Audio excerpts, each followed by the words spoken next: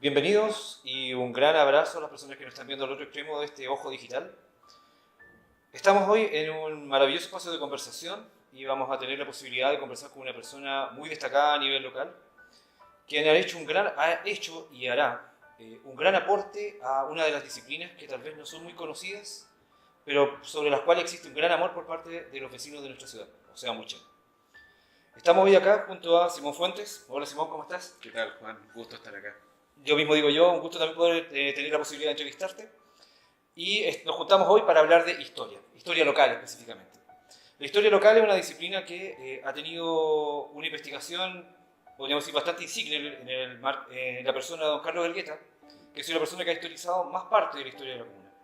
Pero, como él mismo decía, había dejado los espacios suficientes para que futuros investigadores realizaran investigaciones monográficas y en algunos casos muy extensas como la que tú estás realizando ahora, y en la cual se pudiera tanto corregirlo como complementarlo.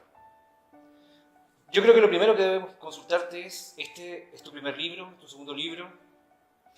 Mira, primero que nada agradecer la invitación y la oportunidad de poder compartir con los vecinos también de acá de Mulchen el trabajo que estamos realizando. Hay mucho interés por conocer el pasado local y eso es algo bonito que uno puede ver en los vecinos. Particularmente en el caso mío, sí, este sería una segunda publicación en formato de libro que estamos por lanzar para que puedan tener acceso a él los vecinos de la comuna.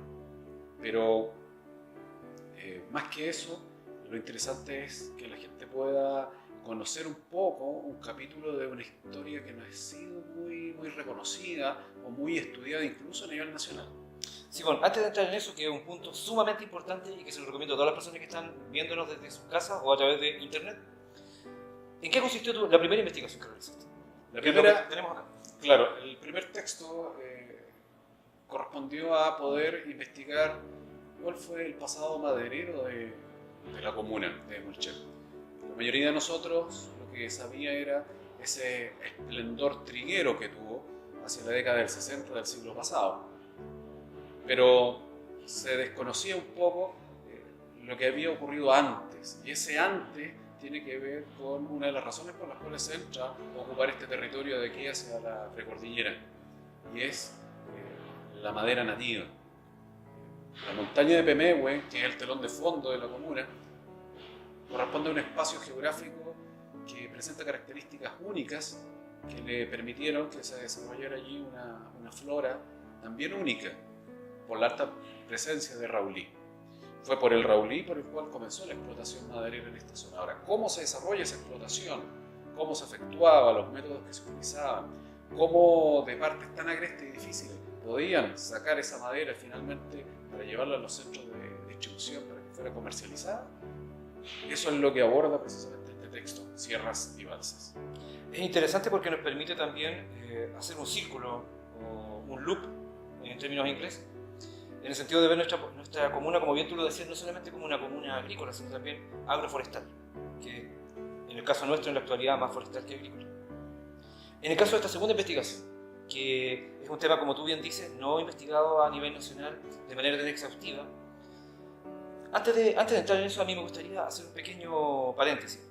Contarle a nuestros vecinos que nuestra pequeña ciudad, a pesar de lo insignificante que pudiera parecer a nivel nacional, fruto que somos una ciudad lamentablemente dormitorio o de segundo orden dentro de la vida nacional, tenemos una riquísima historia que agradecemos, yo creo que todos los mulcheninos, y me sumo también a los agradecimientos, de que tú lo hayas investigado y nos puedas mostrar una parte sumamente interesante de la vida mulchenina, podríamos decir del proto-mulchen, que fue también uno de los aciertos que tuvo don Carlos Elgueta al iniciar la historia de la comuna, no en su fundación, sino muchos años antes. Entiendo que la investigación que tú realizas se dedica a una parte de esta historia, de esta larga historia anterior a la fundación de la comuna. Claro, claro que sí. Básicamente lo que aborda el texto es el periodo comprendido entre el año 1818 y 1861. Es decir, el minuto en que se cierra el capítulo de la independencia en la zona central, se crea un Estado, se crea un orden republicano que se quiere imponer sobre el resto del territorio y sobre el resto de la población. Y el capítulo que lo cierra es aquel que habla acerca del año 1861, que es cuando Cornelio Saavedra viene mandatado por el presidente de aquel entonces, José Joaquín Pérez, a hacer una ocupación efectiva, militar, de este territorio, para que de manera frontal ya sea parte de Chile. ¿Qué personajes participan de esta historia que tú investigaste? Es una serie de personajes muy disímiles entre sí, con características muy distintas.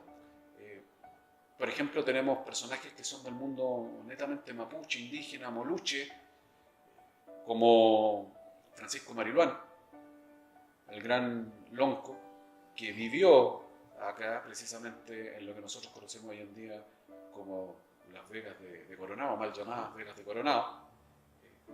Formaba parte de ese territorio del Cacicazgo. Él tenía una casa allí, pero también tenía otra propiedad, otra casa a los pies del Cerro Pilguén.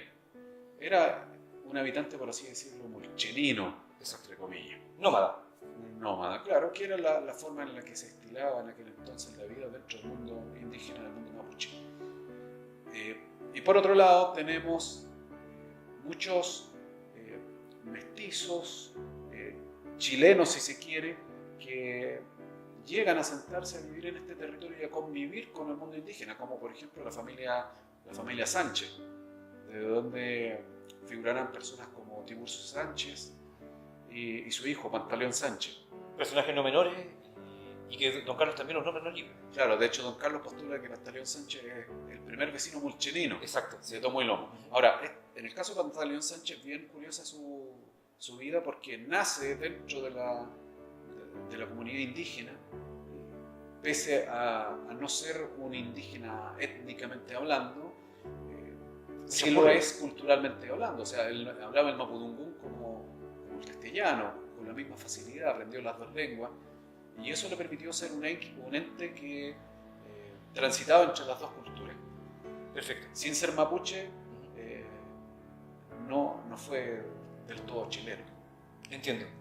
Y también algunos personajes como Juan Manuel Pico, que era un capitán español que va a sentarse en esta zona, en este territorio, y juntos van a formar el gran muro contra el cual van a venir a estrellarse los ejércitos republicanos durante este periodo de tiempo, sobre todo principalmente de la década del 20. Un grupo que va a efectuar un papel de resistencia frente al proyecto oligarca que se quiere imponer sobre la soberanía de estos territorios. Eso no es un punto menor porque siempre se coloca a nivel nacional de que la gran resistencia a la independencia nacional por parte de los grupos españoles se realizó en Chiloé. Y de repente, oh sorpresa, nos encontramos que justamente donde nosotros vivimos se encuentra otro núcleo de resistencia. ¿Qué más nos puedes contar sobre eso? En realidad, los núcleos de la resistencia se fueron dando en la medida que las vicisitudes de la guerra lo iban permitiendo, y también sin olvidarnos del contexto de lo que está pasando en Europa. ¿En qué año estamos hablando?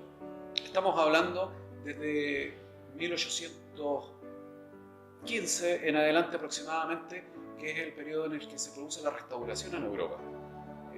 Fernando VII, que había estado prisionero en Bayona, razón por la cual viene todo el levantamiento independentista en Latinoamérica, al encontrarse las colonias sin un rey, las oligarquías nacionales esbozan entonces la sonrisa, y esto les permite poder levantar la bandera de la lucha armada para independizarse teóricamente de España. Pero una vez que se produce la restauración, es decir, la Revolución Francesa es apaciguada en Europa, viene el Congreso de Viena y las monarquías son restituidas como modelo político imperante, de pronto el modelo republicano queda en foja cero y se le cae el piso. Exacto. Entonces, en ese minuto comienza este proceso de resistencia por parte de aquellos elementos que están siendo vencidos, elementos realistas que están siendo vencidos en estas batallas nacionales. Ahora, poco a poco estos territorios van a quedar siendo desconectados y van a ir siendo aislados unos a uno. La resistencia va a ir siendo aislada. Sin duda Chiloé va a ser uno de los últimos bastiones que va a combatir y van a terminar entregándose en enero del año 1826. Pero acá en Mulchen va a seguir resistiendo. ¿Hasta qué año más o menos? Hasta el año 1827. En los primeros meses del año 1827 finalmente Miguel Senosiaín va a ser el último quien va a levantar el estandarte de España, luchando contra el interés que tenía la oligarquía chilena por someter estos territorios. Él va a ser finalmente derrotado acá en Pelguén y a posterior viene el proceso mediante el cual se le entrega la paz de los valientes, mediante la cual él puede entonces entregar las armas, una amnistía, un perdonazo, puede entregar las armas, se le llama así amnistía o la paz de los valientes porque se reconoce que no hay finalmente ni derrotados ni vencedores. Comprendo. Y él, posteriormente, el gobierno chileno les va a dar las facilidades para que pueda volver a España. Simón, tú hablas de la resistencia, en un tema no menor y que tiene conexión con este tema de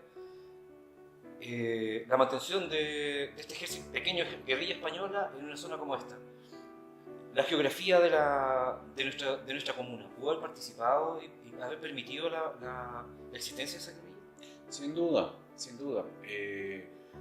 Hay que entender que para aquella época el territorio no era el que conocemos hoy en día. Es decir, la flora era muy distinta. Estaba caracterizado por mucha presencia de bosque. Y los bosques eran un lugar de resguardo. Y esto permitía una rápida huida, porque la guerrilla se opta por la guerrilla porque es el recurso que tienen los que menos recursos poseen para enfrentar una guerra. No se puede participar de una batalla con ejércitos regulares en circunstancias que están los nexos cortados con el virreinato del Perú, están los nexos cortados con España, no llegan suministros, no hay armas, no hay recursos, y por ende había que enfrentar echando mano a lo que se tenía. Por supuesto. Y la naturaleza va a ser un factor importante. El Moluche va a conocer su territorio muy bien. También los combates y el accionar obedece a la estacionalidad. En invierno era muy raro, muy difícil que se efectuara un combate. Era justamente en este tiempo, en la primavera, cuando comenzaban a salir las agrupaciones, los batallones de caballería o de infantería a enfrentarse. En ese punto, tomando también un poco nuestra historia contemporánea y el tratamiento que realizaba el ejército con respecto a las guerrillas o lo que se llama la contrainsurgencia, ¿qué nos podrías contar con respecto a esa época y el tratamiento que realizó el ejército con respecto a tanto a españoles como también a la población moluche que vivía en la zona? Bueno, Vicuña Maquena ha llamado a este periodo de tiempo, él le ha dado el nombre de concepto de guerra-muerte. O sea, fue una guerra donde no existían las convenciones tradicionales de la guerra, para tratar de esbozar que quienes levantaron el estandarte realista eran verdaderos asesinos y criminales que estaban dispuestos a pasar por el cuchillo a cualquiera. Siendo esto, por la lógica de guerrillas que se va a implementar, medianamente cierto, no es de todo o absolutamente correcto. ¿Por qué? Porque se está demonizando solamente a un grupo. Ya, completo. En este caso, el bando español. El bando español o el bando que fue de la resistencia, porque los moluches no era que quisieran ser españoles, era que preferían claramente luchar por el bando realista a tener que estar sometidos al mando chileno, y eso ellos lo tenían clarísimo. ¿Cuáles eran las razones para que el sector moluche en este caso, mapuche-moluche, no deseara tener tratos con el chileno? 300 años de conocimiento. Ya. Yo creo que las relaciones que se dieron durante esa época hacían ver al chileno como alguien, por lo menos con el cual habría que irse con cuidado, con cierta suspicacia. Es interesante esto porque las cartas que dejan los grandes loncos mapuche dejan entrever esta situación. O sea, por ejemplo, Mañel Bueno, cuando le da la instrucción a Quilapán de que lucha hasta el final, a su hijo, le comenta que precisamente esa lucha tiene que darse porque de lo contrario los chilenos van a venir por sus tierras y se las van a terminar por quitar. Algo que a la larga resultó ser absolutamente cierto. Sí, es un tema bastante interesante que yo espero que podamos tocar en unos instantes más. Una pregunta que yo creo que tal vez a muchos mochileros les va a interesar porque es de conocimiento público, local, que tiene que ver con la Vega de Coronado y tiene que ver con Juan Manuel Pico. ¿Cómo muere Juan Manuel? ¿Por qué se llama las Vegas de Coronado? ¿Por qué las conocemos como las Vegas de Coronado? Bueno, básicamente se le da el nombre de Las Vegas de Coronado en honor a Lorenzo Coronado.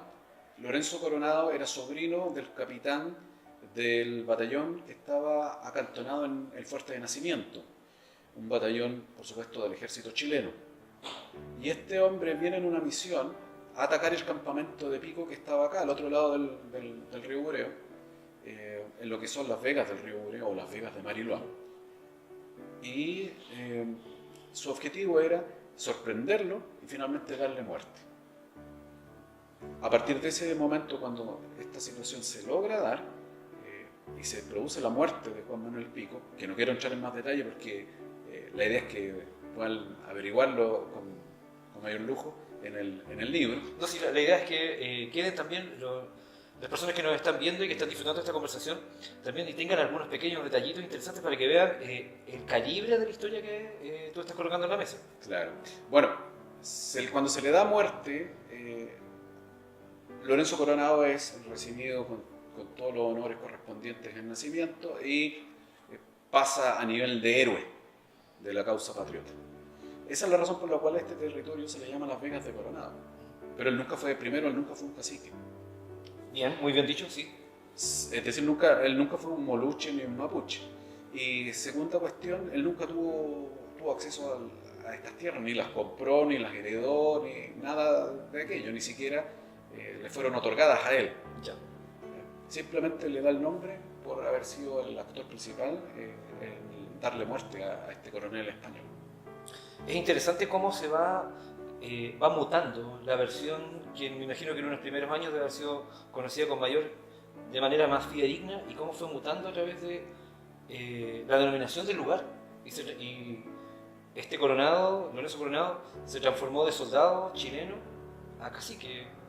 Exactamente. Lo que pasa es que dentro de los intereses de la oligarquía nacional, cuando uno mira finalmente esto desde arriba, no hay incoherencia. La historia chilena es tremendamente coherente. Es decir, todas las piezas calzan.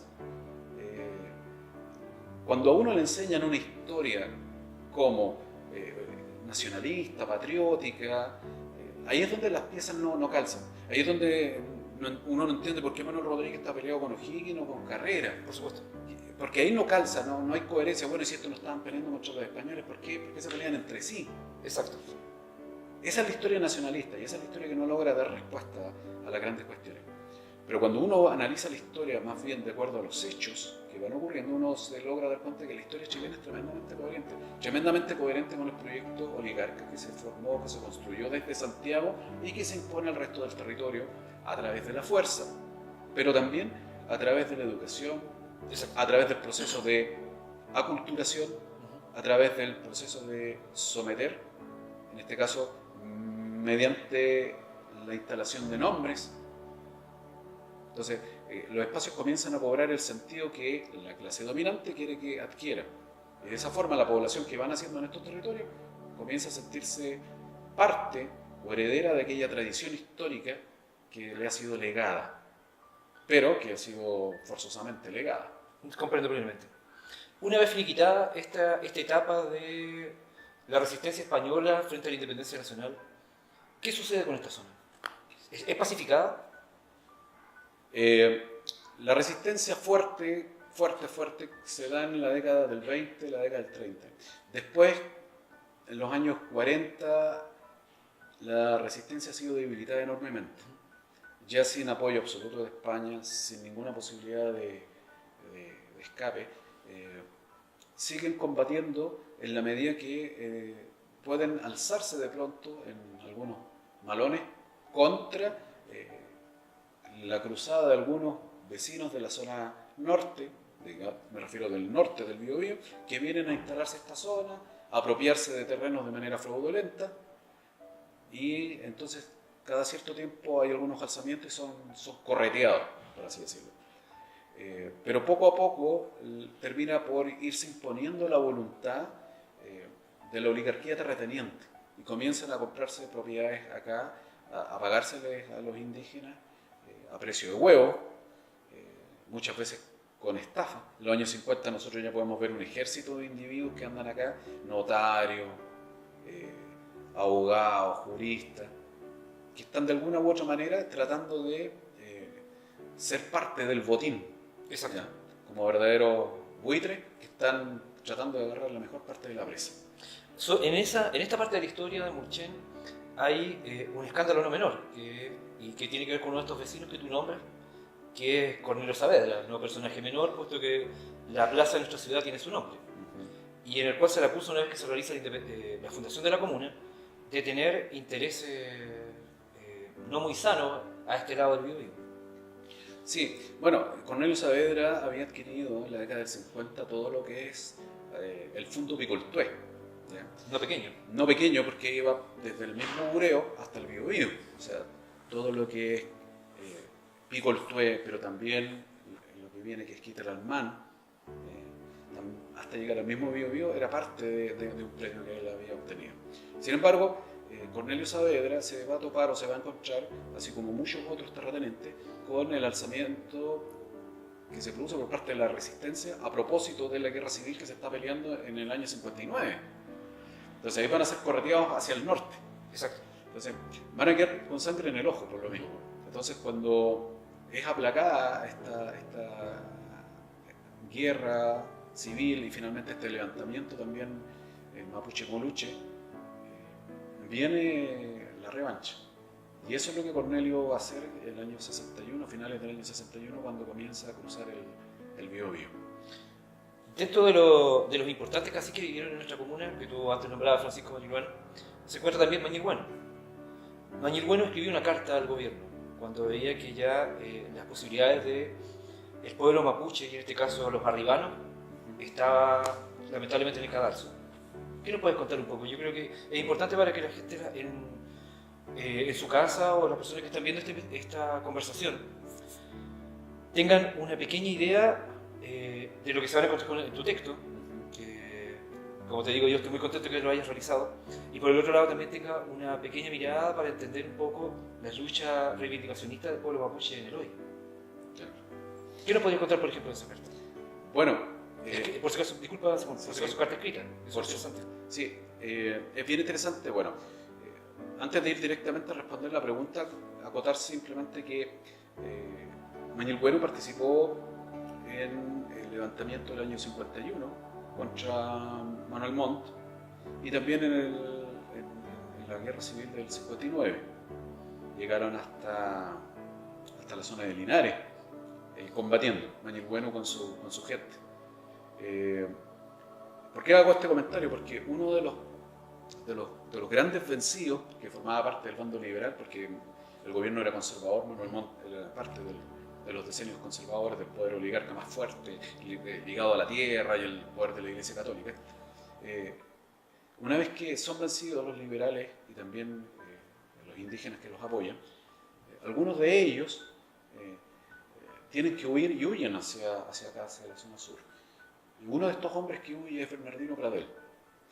Bernardino Pradel se va a hacer muy íntimo, muy amigo de Mañilgueno. Y Mañilgueno va a prestarle asilo, por así decir, a este hombre, a Bernardino Pradel.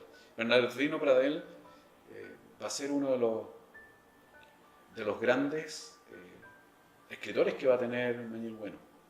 Entonces, estas cartas, si bien es cierto, son dictadas por Mañilgueno, que las pone por escrito es Bernardino Pradel. Ahora, lo interesante, el dato interesante, pero Bernardino Pradel no sabía mapudungún. ¿Quién actuó ahí entonces como intermediario? Y ahí es donde aparece nuevamente la figura de Pantaleón Sánchez. Nuestro benguarazo, el capitán de amigos. Exactamente, el primer murchinero, como dice don Carlos Eduardo Elgueta Vallejos.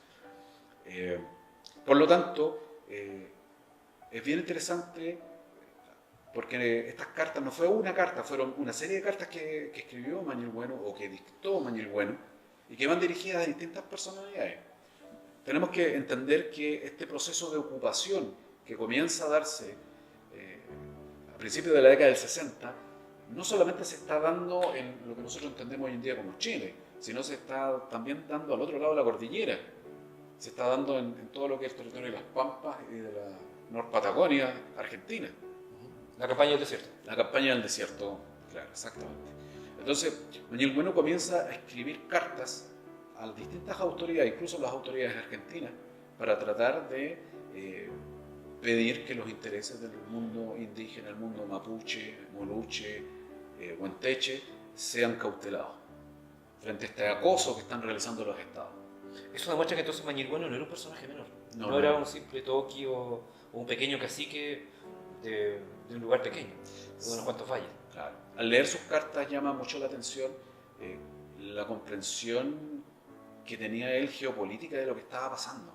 Entonces, esa visión que a veces se nos ha querido imponer de que los mapuches no sabían ni a dónde estaban parados, es una visión, por supuesto, muy afín al discurso nacionalista que se nos ha impuesto por parte de la oligarquía, pero que no tiene nada que ver con los hechos en sí. La realidad de los hechos dice otra cosa, muy distinta. Entonces, cuando uno lee esas cartas, se va a encontrar con un Mañirgueno que está consciente de lo que está pasando, pero que también está buscando espacios para poder sobrevivir y para que su pueblo finalmente no sea despedazado. Sí, a mí por eso me interesaba el tema de la carta, porque es la posibilidad de revisar la historia de la pacificación de la Araucanía a través de los ojos de una de las personas que tuvo que sufrir la pacificación, y en la cual Mañil cuenta con detalle también lo que ocurrió, y en el cual nombra personajes que hoy en día nuestra ciudad tiene como parte de sus calles. Claro. Sí. Cuando uno examina los archivos, las partes de guerra, es estremecedor ver la desidia con la que se actuó y cómo no existía ningún respeto por la vida ajena. Es una historia, bueno, como en general la historia de la humanidad llena de mucha crueldad, de mucho odio. Y esa es quizá una de las lecciones más importantes que el libro trata de rescatar. Cómo tenemos que tratar de vernos unos a otros y cómo poder tratar de acercarnos y entendernos unos a otros, respetando la otredad del otro. Comprendo.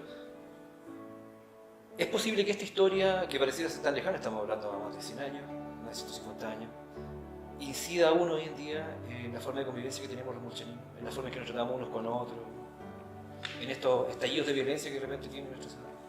Sí, yo creo que todavía hay mucho de aquello.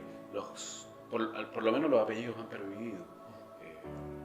Los Quesada, los Seguén, los Sandoval no son apellidos casuales de acá de Murchel. Son apellidos de aquellos que estuvieron combatiendo por el lado de la resistencia, que quedaron acá y que formaron el sustrato sobre el cual se va a edificar la naciente villa y posterior ciudad. Sí, eso es verdad, es verdad. Los ñancos también. Los ñancos y bueno, los apellidos indígenas exactamente también. No, si en ese lado tienes toda la razón, en el sentido de que muchas historias hoy en día está caminando tranquilamente por las calles de nuestra ciudad. Simón, ¿algún mensaje que te gustaría enviar a las personas que nos están mirando? ¿Alguna invitación? Sí, bueno, estamos en el proceso de venta del libro. El libro lo estamos vendiendo en verde porque es la manera como, de manera muy modesta, podemos hacer el aporte al conocimiento de la historia local. Uno no tiene los recursos, no cuenta con el apoyo de alguna institución. Exacto. No cuenta uno con el apoyo de empresas como para lanzar un libro y finalmente terminar regalando un texto como este, que sería lo mejor para que el conocimiento sea más democrático y se pueda difundir. Debido a eso, el libro se está vendiendo en verde. Entonces las personas interesadas pueden comprarlo y una vez que se tenga la cantidad de personas interesadas, esa misma cantidad de libros son los que se mandan a imprimir a la editorial. O sea, en pocas palabras estamos hablando, esto es solamente para verdaderos murcianinos que estén muy interesados en la historia de la comuna y en su propia historia, porque lamentablemente nosotros no podemos escapar a nuestra historia local. Y por el otro lado me da la impresión de que también estamos hablando de una exclusividad, o sea, la persona que tenga el interés, el amor por nuestra ciudad y participa de esta investigación y un apoyo, porque en el fondo también es un gran apoyo a la historia local. O sea, la posibilidad de que tú estés investigando es una cuestión que tu trabajo es gratis. Claro, exactamente. Bueno, tú conoces muy bien esto, cómo funciona. Tú también haces investigación y sabes desde la orfandad en la que uno trabaja. Bueno, lamentablemente esto es una realidad que se da dentro de todos los pueblos pequeños, en el cual el trabajo de los investigadores es una cosa que no es muy valorada.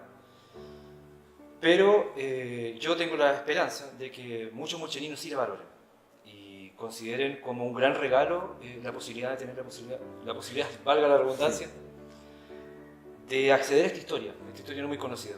Así que yo también, Simón, te agradezco en nombre de todos los mulcheninos tu investigación y invitarte también a que realices muchas más investigaciones en el futuro.